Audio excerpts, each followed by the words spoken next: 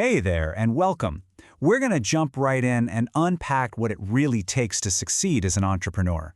A lot of people have that dream, but what are the skills that actually separate the founders who make it from those who just have an idea? Let's find out. So let's start with the million-dollar question, right? What does it really take? We're all flooded with these stories of overnight success. That one brilliant idea that just changes everything. But is that the whole story? Not even close. The truth is, a great idea is just the starting line. It's the spark, sure, but a spark can fizzle out real quick. To build a lasting fire, you're going to need a whole lot more fuel. Believing in that one light bulb moment is honestly one of the biggest myths out there. And that brings us to our big idea for today, the Founder's Toolkit. See, instead of looking for one magic bullet, successful founders build this amazing collection of tools that can handle any challenge. We're going to break this toolkit down into three main trays. First, the personal mindset, the stuff that drives you. Second, the people skills to build your team. And third, the business know-how to actually build the whole thing. All right, first up, the personal mindset. These are the tools you keep inside. Think of this as the engine that powers you and everything else you're trying to build. And at the very core of that engine, motivation. It's so much more than just a feeling. It's a goal-oriented behavior. In other words, it's your why. It's what gets you out of bed, and probably more importantly, it's what keeps you going when things inevitably get tough. The real trick is learning how to keep that engine fueled up. So how do you keep that fuel tank full? Well, it's all about practical habits. You got to surround yourself with positive people and energy, celebrate the small wins, and, this one's huge, stop comparing your Chapter 1 to someone else's Chapter 20. Just taking a second to recognize your own progress, man, that's a powerful way to stay in the game. Okay, so what happens when your motivation runs smack into a brick wall? That's where persistency comes in.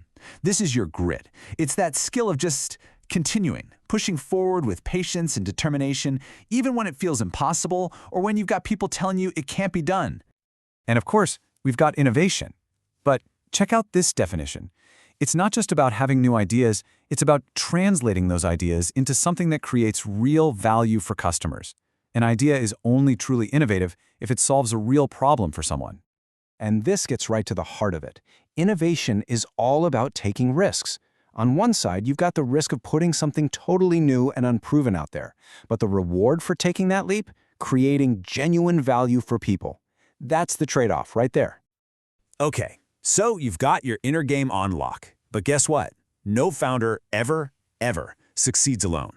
So let's open up the next tray in our toolkit, the people skills. These are the tools for turning me into we. It all kicks off with coordination. This is the art of getting everyone in the boat rowing in the same direction. It's about weaving together all these individual talents to hit one shared goal. Without it, you don't have a team, you just have a bunch of people. But let's be real, getting everyone aligned isn't always a walk in the park. You've got different opinions, different motivations, whether you're talking to co-founders, investors, or your first customers. So how do you bring everybody to the table and find that common ground? Well, the answer is negotiation. And it's not some dark art. It's actually a pretty clear four-step process. First, preparation. You got to do your homework. Then, discussion, where you actually listen and understand where they're coming from. After that, you clarify what everyone wants to achieve, and you aim for that sweet spot, a mutual benefit, an outcome where everyone walks away feeling good about the deal.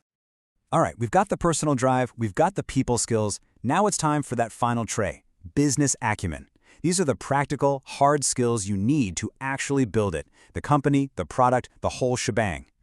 The absolute foundation of business acumen is planning. This is your roadmap, your blueprint.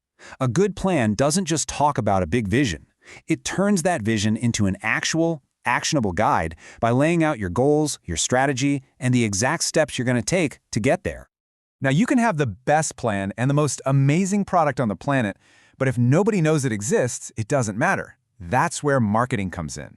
It's the skill of getting the word out and, ultimately, delivering on what your clients need. And there's a fantastic framework for this. And that's the classic 4 Ps of marketing. Seriously, this simple grid is the foundation of any solid strategy. First, product. What is it you're selling? Next, price. What's it worth? Then, place. Where and how do people get it? And finally, promotion. How are you going to tell everyone about it? You get these 4 things right, and you've got a really powerful marketing engine. And beyond the general stuff, you need specific, hands-on tech skills. This quote just nails it. If you're building a web app, you better know how to speak the language of the web. Whatever your industry is, you have to have the core know-how to actually build and manage your thing. And finally, you have to speak the language of business itself, which is money. Accounting is absolutely non-negotiable. It's how you track your finances, which lets you analyze and report on the financial health of your company. It's basically the dashboard that tells you if your engine is running smoothly or if it's about to overheat.